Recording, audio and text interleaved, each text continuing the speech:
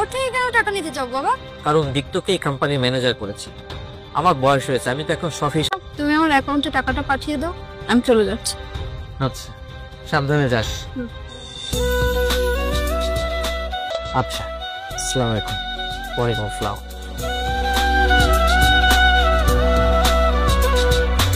জানিয়েছি সেটা কেউ বুঝতে পারছে না। বুঝবে বুঝবে, সবাই বুঝতে পারবে, শুধু সময়ের অপেক্ষা। দে তো বসি রে।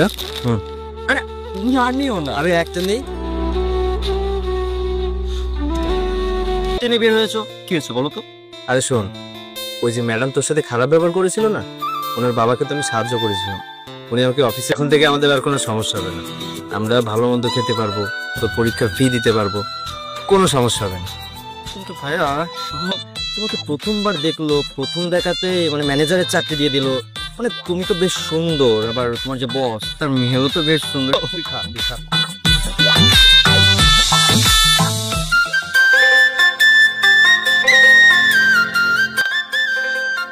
আপনি হঠাৎ আমাকে এখানে ডাকলেন অফিস রেখে?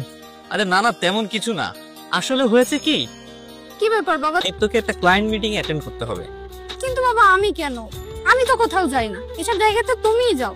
তাহলে তুমিই যাও। হ্যাঁ ম্যাডাম চলুন তাহলে, আসো।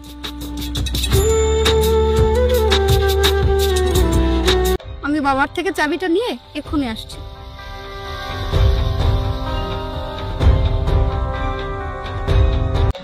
এদিকে আমার মেয়ে বড় হচ্ছে, ভাবছি দীপ্তর সাথে আমার মেয়েকে বিয়ে দেব।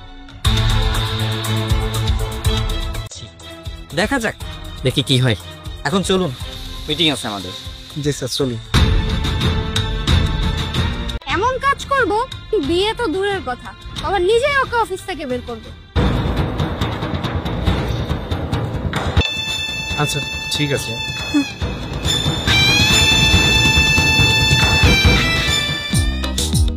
আচ্ছা শোনো না ভাইয়া, আমার না খুব ইচ্ছা করে তুমি সারাদিন অফিসে কি কাজ করো কি করো খুব দেখার জন্য। আমি তোমাকে একটা বুদ্ধি দিই, তুমি ফোন দিয়ে সব ভিডিও করবে, বাসায় আসলে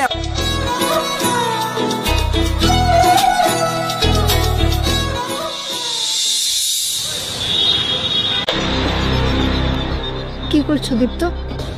কাজ করছো? হ্যাঁ কাজ করছিলাম। আচ্ছা দীপ্ত, বুঝতে পারছিস না নাকি বুঝতে চাইছিস না? ছোট লোকের বাচ্চা, কি ভেবেছিলি? কি ভেবেছিলি তুই আমি কিছুই জানতে পারবো না? এই চেয়ারে বসতে পেরেছিস শুধুমাত্র আমার বাবার জন্য। আমার বাবা তোকে রাস্তা থেকে তুলে এনে অফিসে বসিয়েছে, আর তুই কিনা আমার বাবাকে পটিয়ে। আরে রাখ তোর নাটক, তুই আমার বাবাকে পটাতে পারবি কিন্তু আমাকে পটাতে পারবি না। আমার বাবা তোকে এই অফিসে চাকরি দিয়েছিল না? কি করব দেখ তাহলে কি করি। আমি বাবা, বাবা কে কোথায় আছো? তাড়াতাড়ি আসো। কি হয়েছে মা তোর? কি হয়েছে মা? বাবা আমি তোমার সঙ্গে দেখা করতে এসেছিলাম, তুমি মিটিং এ ব্যস্ত থাকায় আমি দীপ্তর কাছে এসেছিলাম ওর সঙ্গে কথা বলতে, কিন্তু ছিলাম। আর তুই কিনা আমার মেয়ের সাথে এটা করতে পারলি? উপরওয়ালা যা করে ভালোর জন্যই করে। ভাগ্যিস আমি তোর আসল রূপটা দেখতে পেয়ে গেছি। করে কেন দিচ্ছেন না? হ্যাঁ বের করে দেবো। বের হয়ে যা আমার অফিস থেকে। না, তোকে আমি ঘাট ধাক্কা দিয়ে বের করে দিচ্ছি। স্যার ওয়েট, আমাকে জানার যা দেখার তা তো দেখতেই পেয়েছি, আর কি বলার আছে তো? আর এসব করে তুই এখনো মুখে মুখে তর্ক করছিস? না, আপনি কিছুই জানেন, নিজে দেখে নিন। কি করছেন আপনি? আরে আরে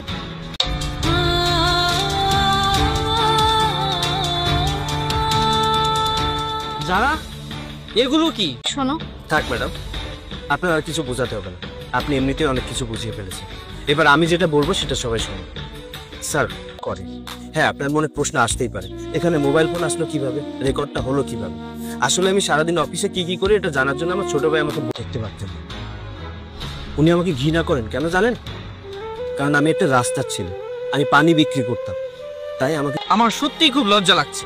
স্যার এখানে তো আপনার কোনো দোষ নেই, আপনি আমাকে যোগ্য মনে করেছিলেন তাই এখানে যোগ্য পদটা আমাকে দিয়েছেন। এই অফিসের ম্যানেজারই করেছেন, একজন বাবা হলে আপনার জায়গায় যে কেউ থাকলে একই কাজই করত। আর ম্যাডাম আপনি কি যেন বলছিলেন, আপনি আমাকে বিয়ে করবেন না, তাই বলে কি আমি মানুষ না? আপনার সমস্যা কি জানেন? আপনি মানুষকে মানুষ বলে গণ্য করতে পারেন না। আমি একটা জিনিস জানি, খুব করে অর্থে আর সম্মান করে স্বার্থে অর্থ আর স্বার্থ, পুরো পৃথিবী জুড়ে এখন এদেরই রাজত্ব। আরে অর্থের এত বড়াই, টাকা পয়সা থাকলেই বড় লোক হওয়া যায় না। বড় লোক হতে গেলে বড় একটা মন লাগে, যেটা আপনার মতো মানুষের মধ্যে নেই। আর বিয়ের কথা তো, কারণ আমার পার্সোনালিটি এটার সাথে যায় না। কারণ কি বলুন তো, অন্যের রোজগারে রাজভোগ খাওয়ার থেকে নিজের রোজগারে সৎ করে কিন্তু সস্তা না। স্যার আমাকে মাফ করবেন, আমি আপনার অফিসার চাকরি করতে পারবো না। আর আপনাকে বিয়ের কথা বলছিলেন তাই না? আসি সাইড।